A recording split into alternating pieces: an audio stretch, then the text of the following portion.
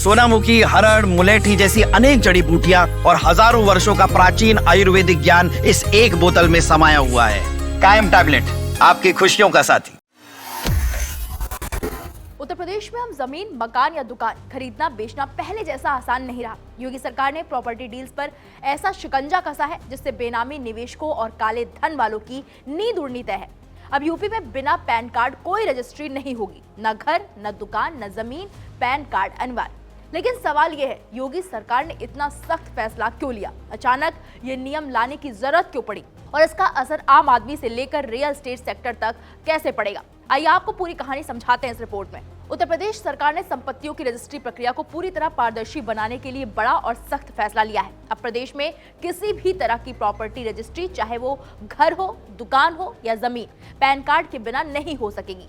महानिरीक्षक निबंधन नेहा शर्मा ने इस संबंध में प्रदेश भर के सभी सहायक महानिरीक्षक और उप निबंधकों को कड़े निर्देश जारी किए हैं।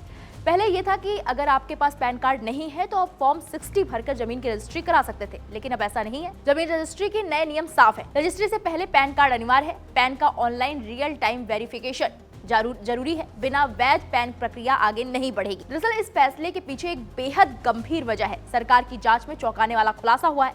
भारत नेपाल सीमा से सटे जिलों में अचानक प्रॉपर्टी रजिस्ट्रियों की संख्या में भारी बढ़ोतरी देखी गई। जांच में सामने आया कि इन इलाकों में संदिग्ध लेनदेन, फर्जी पहचान और काले धन के निवेश जैसी गतिविधियां तेजी से बढ़ रही थी।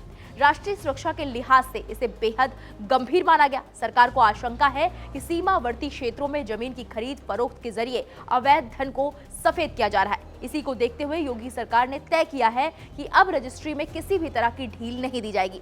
यूपी सरकार ने इसके लिए तकनीकी तैयारी पहले ही पूरी कर ली है। राज्य के ऑनलाइन रजिस्ट्री सॉफ्टवेयर में पैन कार्ड का कॉलम अनिवार्य कर दिया गया है।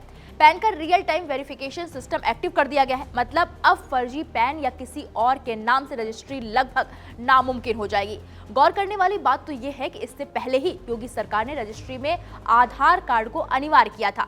अब आधार और पैन दोनों के लिंक होने से खरीदार और विक्रेता की पहचान, आय के स्रोत और लेन देन की पूरी ट्रेल सरकार के पास मौजूद होगी। विभागीय मंत्री रविंद्र जायसवाल साफ कहते हैं कि प्रॉपर्टी डील्स में पारदर्शिता लाने के लिए डिजिटल सबूतों को अनिवार्य करना जरूरी है।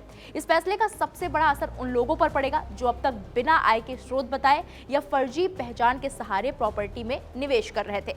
अब बेनामी संपत्तियों पर लगाम, काले धन के निवेश पर रोक और रियल एस्टेट सेक्टर में साफ सुथरा खेल चलेगा। सरकार का दावा है कि इससे ईमानदार खरीदार विक्रेताओं को फायदा होगा और प्रदेश का रियल एस्टेट सेक्टर ज्यादा सुरक्षित बनेगा। कुल मिलाकर योगी सरकार का ये फैसला सिर्फ एक नियम नहीं बल्कि काले धन और बेनामी संपत्तियों के खिलाफ बड़ा वार है। सख्ती जरूर बढ़ी है लेकिन संदेश साफ है। उत्तर प्रदेश में अब प्रॉपर्टी का खेल पूरी तरह पारदर्शी और कानून के दायरे में होगा। फिलहाल योगी सरकार के इस नए फैसले पर आपकी क्या राय है, हमें कमेंट बॉक्स में जाकर जरूर बताइएगा।